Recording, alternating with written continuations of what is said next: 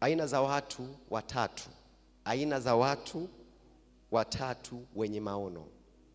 Aina za watu watatu wenye maono. Aina ya kwanza ni maono mazuri. Aina ya kwanza ni maono mazuri. Kwa hiyo kuna watu wenye maono mazuri, lakini pia aina nyingine ni watu wenye maono mabaya.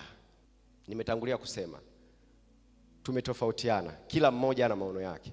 Kuna mwingine ana maono mabaya. Kwa hiyo kwenye maisha yako wewe jitafakari mwenyewe, je, una maono gani? Unaona nini kwenye maisha yako? Una maono mazuri ama una maono mabaya? Jitafakari mwenyewe. Lakini aina ya kwanza ni watu wenye maono mazuri.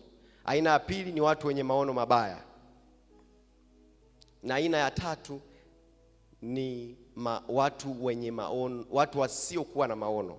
Aina ya kwanza ni watu wenye maono mazuri, aina ya pili ni watu wenye maono mabaya, na aina ya tatu ni watu wasiokuwa na maono. Ndio watumishi wa Mungu wengi sana tunaishi kwenye hii aina ya tatu ya maono.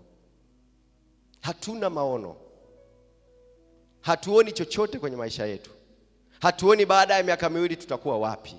Hatuoni maono yoyote kwenye ndoa zetu ambazo tupo. Hatuna maono yoyote kwenye elimu yetu, elimu ambazo tunazitafuta. Tunasoma tu mradi tumeambiwa tuende shule, lakini hatuna maono yoyote. Kwa hiyo kwenye hizi aina tatu za maono, jitafakari uko kwenye maono gani? Uko kwenye maono gani kwenye aina hizi tatu za maono? Watu wasiokuwa na maono, upo hapo.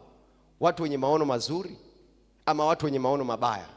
Uko kwenye watu gani mpaka sasa hivi? Ni muhimu sana kuwa na maono.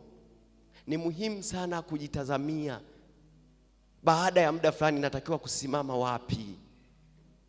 Baada ya muda fulani natakiwa kujiona nimefika wapi? Ishi tu. Mnanielewa watu wa Mungu?